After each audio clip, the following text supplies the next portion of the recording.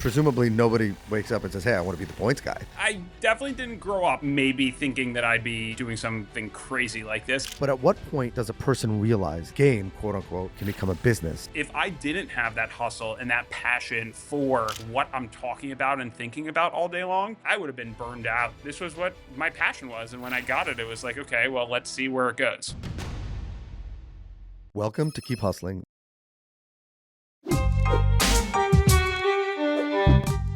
Welcome to Keep Hustling, where we are going past the why to get to the how. I'm your host, the always hustling Aaron Gordon, aka NY Risk Advisor, aka Mr. Keep Hustling. In this podcast, we will be diving deep into the professional and personal successes of our guests to find out how they hustled through the most difficult times in their life and their development to achieve the success they've gotten to today. So buckle up for what hopes to be an amazing ride. And of course, now and always, keep hustling. Welcome to Keep Hustling with my guest, Zach Griff. Zach, thank you so much for being here today. Thank you for having me. The greatest joy for me is not what we're going to get into because it's going to be awesome and I'm very excited, is the fact that I just found out that you're a native Floridian, and those who should be watching, because the video is much better than the audio, will see that over your left shoulder is the great city and borough of Manhattan, city of New York, borough of Manhattan, where my heart truly lies. And so just speaking to someone who has decided to make it their life's mission to become a better person and move to New York City, it means a lot to me that you would spend time with me. The crazy thing is that part of it is definitely my wife. Because if I had my way, we would be back in Florida at some point. But yeah, I grew up in Boca. I grew up in Boca Raton, South Florida, probably familiar to many people. And I started migrating north as kind of the years went on. I went to college in Philly, moved to New York to Manhattan after college. Actually went back to Philly for the past 2 years, got an MBA.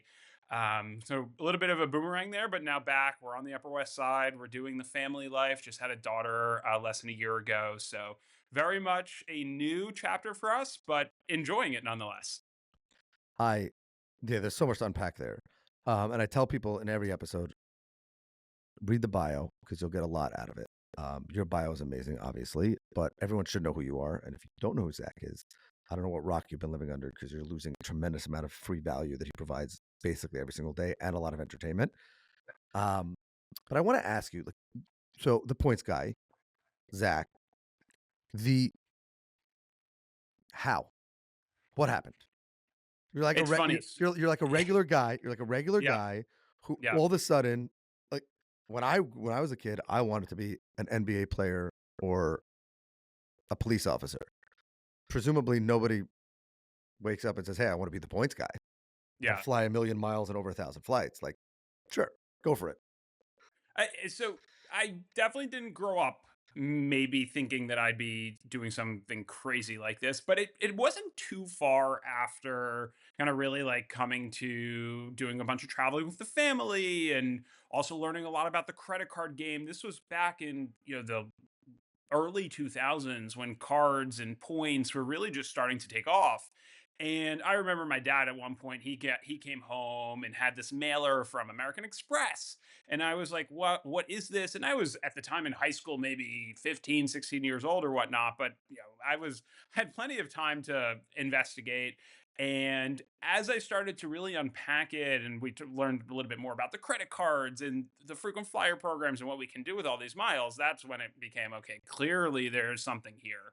But I grew up in a traditionally Jewish house. There is no world in which I was ever expected to be someone who's traveling all the time and talking about travel. It was very much you're a doctor or a lawyer or someone, in a very You should meet traditional his brother. He's a doctor. seriously, like to me, there was nothing, there was no world in which, and it's funny because I went to college, I studied economics, and went to go work in consulting like so many of my peers and whatnot, because I didn't really think anything of my career other than, you go work in your consulting firm and then you maybe go to banking or whatever, and you just kind of follow the path. But it was funny because it was in 2017 that a friend of mine from high school who knew about this passion that I had really on the side for travel and aviation and frequent flyer and loyalty and all this stuff had noticed that the points guy, it was still, very early in its in infancy really as a points and miles blog, had posted on Snapchat, like to their Snapchat story, which is like such a throwback. And I know Snapchat's like kind of in maybe not for me. I'm mostly on Instagram and TikTok and Twitter and stuff.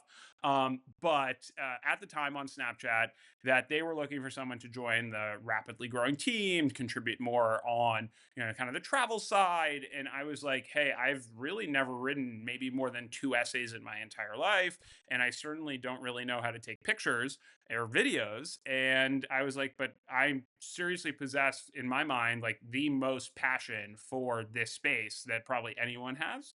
And it was at that point that I was like, okay, screw it. I'm going to apply. And if I don't get it, great.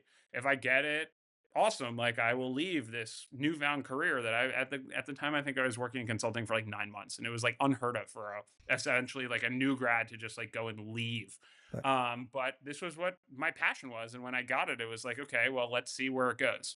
so there's a lot there to unpack, and I want to focus in on one of the specific things that you just said, and that is, and I believe I'm getting the quote correct. The point in 20, whenever you got started, the points game was just becoming a thing. And then you got into it. And the reason why I think that's important is because on the Keep Hustling podcast, one of the things that we do is try to inspire people to chase their hustle and to realize that you mentioned that you're a new father, like your wife's hustle and my wife's hustle far different than ours. New motherhood, not for me. And I say that my wife, who's the mother of 5 children and takes the CEO of our household, she hustles a lot harder than I do. But at what point does a person realize that a game, quote unquote, and a passion can become a business? And how do you, at that point, take the leap to do that? Yeah, it's funny. I think like a few things. One, sorry, I'm gonna close Outlook. It's funny. I think there's a few things to really unpack there, and I think the first thing is, in my mind, like this is a lifelong kind of push and pull between like, hey, I'm really trying to pursue my passion, the thing that I want to hustle for, and nevertheless, like who still knows if like in a year or 5 years or 10 years from now if I want to be creating content and thinking about this space. And so I think like even for me, like the evolution, and we can get into some of this stuff, but like where I started in, let's say, the late 2010s to where we are now, and obviously I've kind of had my business school thing and whatnot, but nevertheless, like there have been so many changes just in the way that I deliver content and I think about wait this whole space in a way that makes it such that if I didn't have that hustle and that passion for ultimately like what I'm talking about and thinking about all day long, like I would have been burned out after 6 months. And so I think that really going back to where you going back to like really where you kind of asked that question, like to me it's really it's figuring out that thing in my mind that keeps you up at night, that really has you, outside of your family and your friends and whatever, like what is that thing? And for me it's no question, airplanes, airlines, loyalty programs, credit cards, this whole space, in a way that it doesn't for basically anything else. That's and that's amazing to me because it's the passion drives. I said to you before we went live, it has to you have to get to a point where when you're for content or for the exposure or for the brands, you have to get on a flight today. Like some of the times, and correct me if I'm wrong, but I believe that I have followed some of your journey where like you've literally taken a flight just for the sake of taking the flight, having nothing to do with like the destination, just like experience the flight. And then presumably when you fly somewhere for that purpose, you have to return home from a place that you have no business or personal reason to be in. And I imagine that just like any other job, people, it looks very glamorous, obviously, but you probably some days don't really want to get up and go through security, even if you have whatever, TSA pre and clear, and you probably know all the people at many of the airports by first name. But I also think that there's a certain level of expertise in any field that if a person is passionate enough about, that's where the real secret sauce is. Yes, evolving from a world where social media wasn't really a thing to now an Instagram thing to the Twitter thing. all that kind of stuff. And I follow you on all the platforms. I'm not a Snapchat person either, but that is almost a pivot that every business has to make in order to be in the modern era. But in the same way, many people don't. I feel like the people who originally hear about what you do, or probably then said, "This is stupid." Like, what do you mean? Like, you open a credit card, you just do it. Like, Yep. there's no business, there's no gamification, for lack of a better term. There's none of that, and yet you double down and like probably read the terms and conditions and know about probably exactly which day you can open a new card and how it impacts your credit pull. I definitely have multiple spreadsheets running at any one time, not only with credit card trackers, but how am I progressing towards my loyalty program statuses each year? How am I doing with taking advantage? And these card issuers, and I'm sure so many of the listeners, here can totally empathize with this. But like, they made it so much harder to navigate your credits and the different all the different benefits, and like you now have to enroll in some and the others are auto enrolled, you have to switch your lift. I mean, it's becoming, in many ways, it's funny. Like, you have to, as I say, really love this, certainly to be thinking about it to the level that I do, but also to become a maximizer in this space. It's not just following the Points Guy and Dan Steele's and the other blogs and whatnot, because, yeah, like, sure, it looks great. And going back to your point about going to like fly across the world just for a flight or for whatever the experience is, like, yeah, I do that. But you as like no, undoubtedly, if you're not in love and passionate and hustling around this, like, you will not only burn out, but it will be abundantly clear to the people who are following you or reading you or engaging with you that, like, this is just not your thing. And that, but I think that there's so, and by the way, I think that the credit card companies have figured out that there's geniuses like you that are on the back end. But it's almost like, and this is a confession, I have two credit cards. So it's like, I know, I feel like you're gonna Are you jump through the earning screen and points or stab me. are you I'm cash I'm back? earning no, no, I'm earning points. The Okay. problem that I have is that I don't want to be the person, and this is totally a sidebar, but like, it makes me nervous. Like, the abundance of cards makes me nervous. So I actually just opened one up yesterday because my daughter is going to But high because we were school. scheduled to talk, Right. and No, so I it know, was and like, my daughter's going to high school, and I wanted her to have a card, and I said, "Hold on a second. The card my primary credit card has a high fee for additional users, yep, and there's a bonus for new cards, and I think that I've reached but other than that, when a person actually thinks about what has to go through your mind every single time you wanna swipe your card. I had an idea for an invention where it was a card that just maximized, like, you were in the supermarket and knew that, and like, just like automatically today shows. today on Yeah. today on August 12th, it knew that in this gross at this 7-Eleven, the best card, but whatever, that never happened. But I also think that it's it's a level of expertise. It's almost like, and I hope that this doesn't offend you, do you ever watch Extreme Couponers? Yep. Okay, those people that go and buy Yeah. $1,000 worth of groceries and the store gives them $200 back. Yep. Everybody thinks, "Oh, that's easy. I'm gonna do it. I'm gonna become a couponer." I myself started my own email address just for coupons. I did it for exactly 3 weeks, and I was like, "Forget this."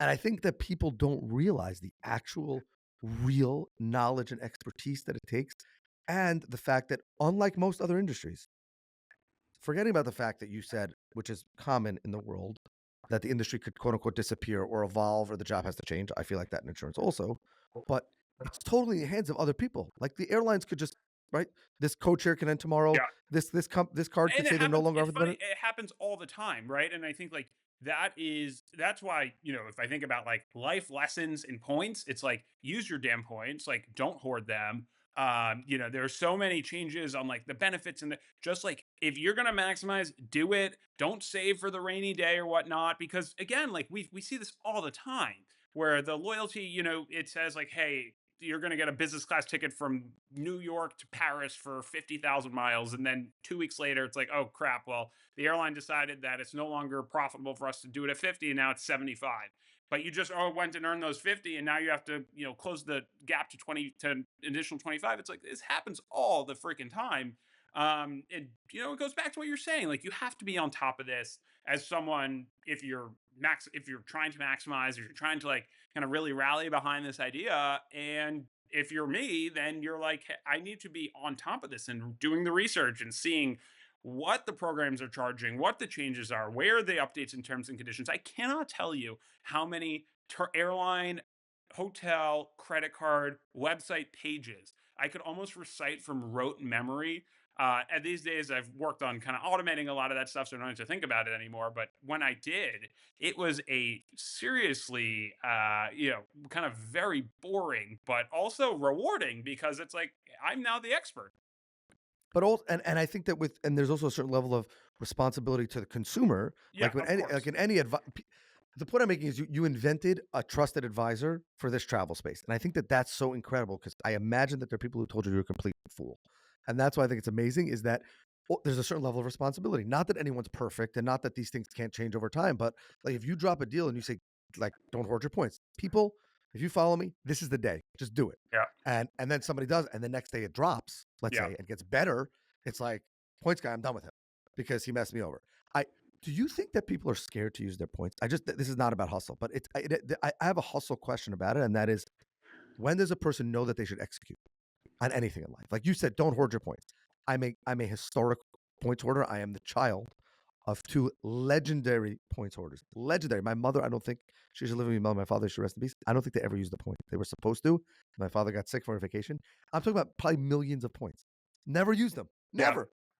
I hope that Because someone. I hope that you know that you can. There are ways to kind of transfer them to yeah, friends and family. but So no, but then my mother says, "What do you mean they're my points? Like I want to use yeah, them one day. Like what if I want to?" Like mom, so then just use them. But somebody told me that I might be able to get a better deal if I pay cash for it. I'm like, there is no better deal than the money that you've already like. Not which airline you should fly or which yeah. hotel because of this. So yeah, I just do you think that people are scared? Like what is it? Yeah, I mean, right. So ultimately, I think that one of the things that people love about this space and like what I do is like people want to be maximized. It goes back to like what you're talking about with like the couponing, right? You did it for 3 weeks and then you're like, okay, screw this, I'm out. And I think it's the same with points. It's like, hey, I could do better, and right, like I think it's very sexy when I post something or say like I redeemed 50,000 points and I'm flying in first class and I paid only $200 and I got a private terminal and I got to eat and drink whatever the heck I wanted, and then I landed and there was a car waiting for me to pick me up and I did that again for 50,000 points. And so people see that and they're like, okay, well, if I'm not replicating that experience, then I'm not making that redemption. And that's really the wrong way to think about it, right? Like I have prior to my daughter, essentially unlimited flexibility with the blessing of my wife and family, which has been great. But now I'm far less flexible. I'm thinking about my time and kid vacations and time off for my wife for work and whatnot. And so and now I'm not redeeming in the same way that I used to. And like, sure, it's not great because I could be flying in first class if I left on Tuesday afternoon at 4 o'clock, but so be it because we want to get there before the weekend on Friday morning, and it is what it is. And so I think that for so many people it's like, hey, just kind of like figure out whatever that baseline is for you. There has to, I mean, there is 100% a baseline, because if you're redeeming your points inefficiently, you should just be getting a cashback credit card. I think like that's a very clear benchmark in which to kind of evaluate your points redemption patterns against. But if you're assuming that you're okay with where you are, just make like pull the trigger. And so many people struggle with pulling that trigger. Okay, you just triggered a bunch of random questions for me. First of all, what was your pitch to your wife? Was it I will take you on the craziest honeymoon ever and it will be free? What was the pitch? Like you have to be okay with me traveling like a total lunatic at 4 o'clock on a Tuesday because I found a deal and it's this morning and I'm flying later today. But free honeymoon, craziest thing you'll ever imagine, and you'll never have to fly coach for the rest of your life. Like what was the pitch? I think that it's funny. We started dating in college when really the passion and the hustle around this became like very evident and clear to her that this was I'm going to eventually like end up probably doing something a little bit non-traditional. I think like when first, so she's a corporate lawyer, and so my wife is a corporate lawyer. She fully understands what it means to kind of work very, very hard behind a desk, and that's great. But I think she also recognizes that when she has breaks, and certainly before our daughter was born, like we were taking like some pretty killer vacations. We were going to places like Bali and Southeast Asia Oh gosh. and Europe every summer, Africa on safari, like a and our honeymoon was like 3.5 weeks. And like, yes, like obviously that's all very exciting and whatnot, but I think ultimately what it comes down to is, I think people do their best work when they're doing something they care about. And so I think for her, it's really like the pitch was like, hey, like I really care about this. This is something I want to keep doing. And I think like now that we have a daughter, right? So it's obviously changed the perspective on when I'm traveling. I'm doing a lot more, going back to what you're saying about like going to fly somewhere just to fly back. Like I have a lot, in many cases, the option to extend or spend some time on the ground, explore a new destination. But now it's like, can I do this activity or event or this opportunity in a single day? Or can I, what can I do to minimize my time away from home? It's far more taxing on me, physically, but it also, yields a lot more rewards on the back end. And so I think that for me, it's now, and for us, it's really about figuring out where the new priority lies. I'll give you an example. JetBlue, and went super viral. Like they're having this promotion now where if you fly by the end of the year to 25 unique destinations, you will earn 25 years of entry level mosaic status. So that's their, elite tier, and 350,000 points. And, not only is this like such a, in my mind, like I love this type of puzzle because it's like, how can I get to those 25 destinations as cheaply as possible to, maximize the value of the points. And then I don't have to slog it in JetBlue flights, over the next 25 years because I know I'll have entry level status. So it's not like, oh, I have to spend money on the credit card or do whatever it takes. And so I'm like really gung ho about doing this. And I have a lot of friends and folks who I know in the space who are also like want to complete this challenge, but a lot of them are like, hey, well, I'll take a weekend in Nantucket and a weekend in Martha's Vineyard and a weekend in San Diego and San Juan, and basically like, oh great, like JetBlue's route network will now become my kind of weekend destination for the end of the year. And for me, it's like I want to do this in as short amount of time as possible, obviously with minimal cash Can, outlay. can I hit 25 destinations in 4 days just getting on and off flights for basically, Exactly. And like for me, I'll be dead by the end of it, but I'll make great content out of it, and it's like super cool, and like I really want to do it. So yeah, I just want you to know that when I saw that, I thought only a psychopath would ever, or someone who does it professionally. you Like know the it's casual person, I believe that they did that as a shtick where like you obviously do this professionally and yeah, there's no person who's working a quote unquote normal 9 to 5 or yeah. 8 to 6 whatever job. It's impossible. There's no, you can't do it. It's funny. I would have thought the same thing, but I'm starting to hear folks. It's funny. I had a friend who was just on a this past weekend. He went down to Nashville just for the 2 hours, just so that he could add Nashville to his list of 25 destinations. And he told me that every other person in his row was doing the exact same thing as part of this. I guess he found like a super cheap fare, so like everyone else was doing it. And I'm thinking to myself, like, I don't know. For 25, that's a lot of flying that most people, even if they think they're doing it, I imagine that by November, December, they're going to be like, okay, I'm going to settle with 15 or whatever. Right, and get nothing out of it. Can I ask your number one travel tip or hack for the average person? Not the super consumer, not the Yeah. person who has a wallet that's this thick, but like what is the entry level? You said if you're not using your points, cash back. But like what should every person who's just building their credit or just getting into this or real doesn't have unlimited money to spend on vacations Yeah. or experiences, like what's the first, how do you get started, and second of all, like give me like a gem of a hack that I don't know, like a type of shoes that I should be wearing on a flight or something. Give me something on like that.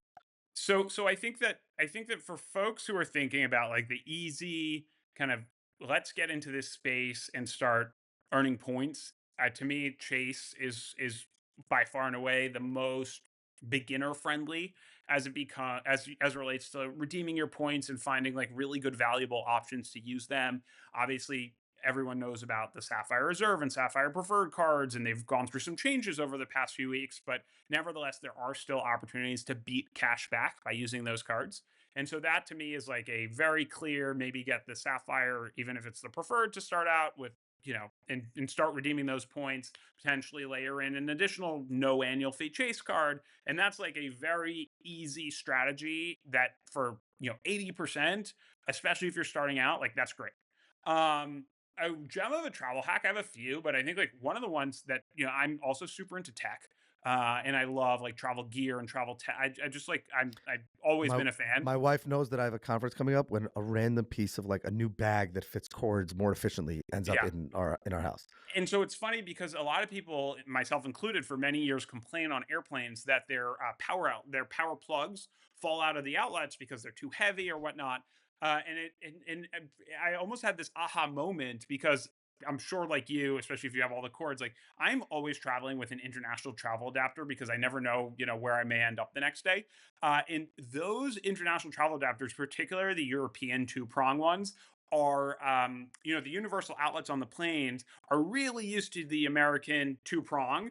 If you throw on the European prong, it will stick in, like fit like a glove, and it doesn't fall out. Even the heaviest MacBook Pro charger, that weighs like what feels like 5 pounds, it just like it fits amazingly. I was Um, totally not expecting that. That is legendary. Oh my gosh, that's so good. Okay, thank you. That was because great. what I used to do is I used to have like my freaking foot like contorted with the bag so that the power outlet, Or because it's the like person gets up to go to the bathroom and oh you just had it in the yeah, perfect spot and you thought it was yeah, still charging.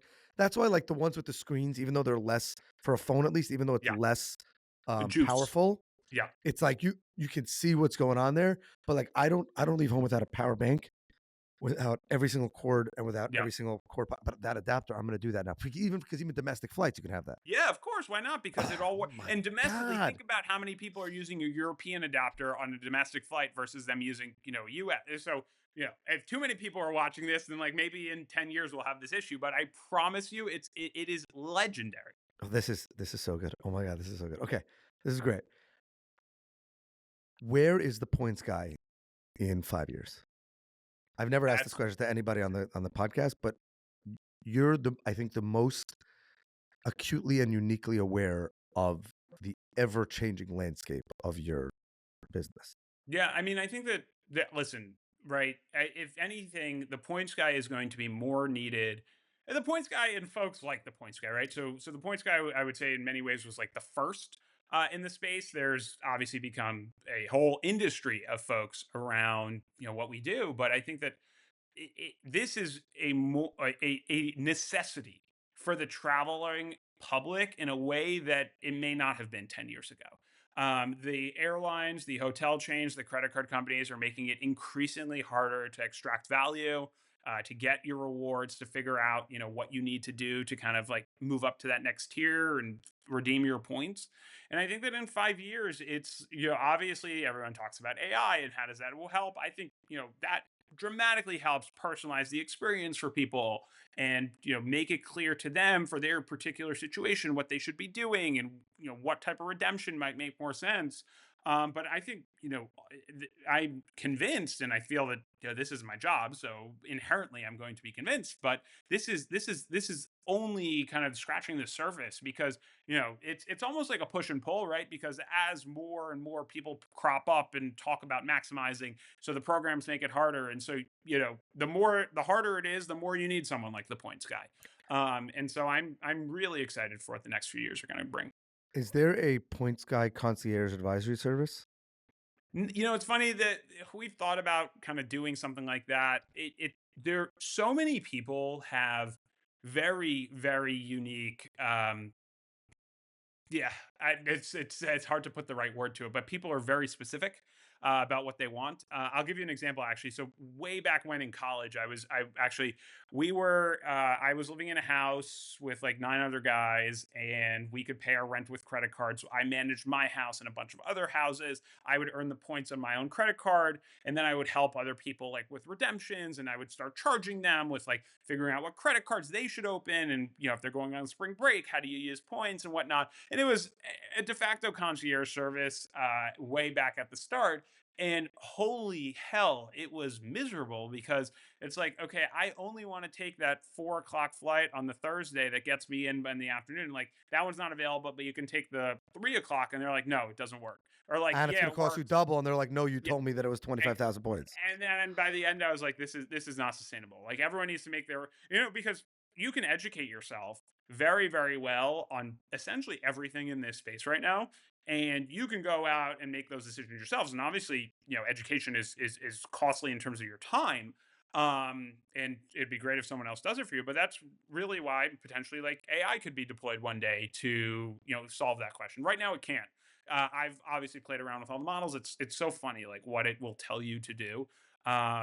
With like points and stuff. It's just you And you're like, can no, listen that's to it. that's actually wrong. I can actually tell you that's wrong. Yeah, Yeah. no, that's stupid. Yeah. Last question before we move to our close, and that is, and if you don't want to answer this, I get it because you may get heat. But favorite airline experience and favorite airport lounge that you've ever been to. I'm not Oh, gonna that's ask you the least. I'm not gonna ask you the least because I really don't want you to get in trouble. But favorite airline experience. I'm guessing I know what you're gonna say, but the lounge is one that I'm really super curious about because I'm a lounge guy. That's both fantastic questions. I'd say the favorite like for me, it's more about the flight than the hotel. I think like one of the cool things about hotels these days, especially in like the luxury top space, is like if you're not at the Four Seasons, you can be at the Ritz or the Shangri La or the St. Regis, and so like and a lot of them they don't have to be cookie cutter, but they're all like there are a bunch of really good ones across the world. The flight experience, I think, for me is hands down Emirates in first class. It is like it is an unbelievable experience. Like they've it's funny because if you think about the airport lounge, they actually have their first class lounge. It's massive, but it is like the least personal and like luxurious of kind of its peer set. But once you are on that Because plane and you they know they're like, who cares? We're about to blow this guy's mind for the exactly next X number of hours. Who cares about where he gets his Diet Coke before he gets on the plane? 100%. And like it's funny because a lot of people in our space are like, "Oh, I go to the lounge and whatnot," and I'm like, I will go to a lounge. Obviously I travel way too much to spend too much of my time in the lounge because then it's like I'm literally living in airports. But I only go to the lounge if it's like a very unique and special experience nowadays. Otherwise, you'll literally find me at the gate, like just editing content or writing or just catching up with a friend or something. Uh, Speakeasy at JFK.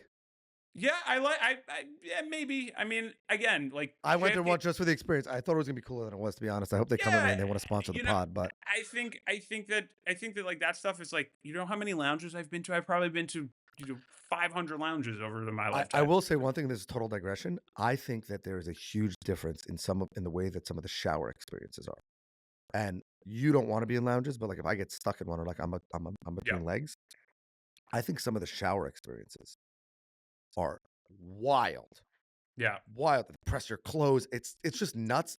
I some of the cleanliness, like my wife drives her nuts about the cleanliness thing. I'm like, I just got off an airplane.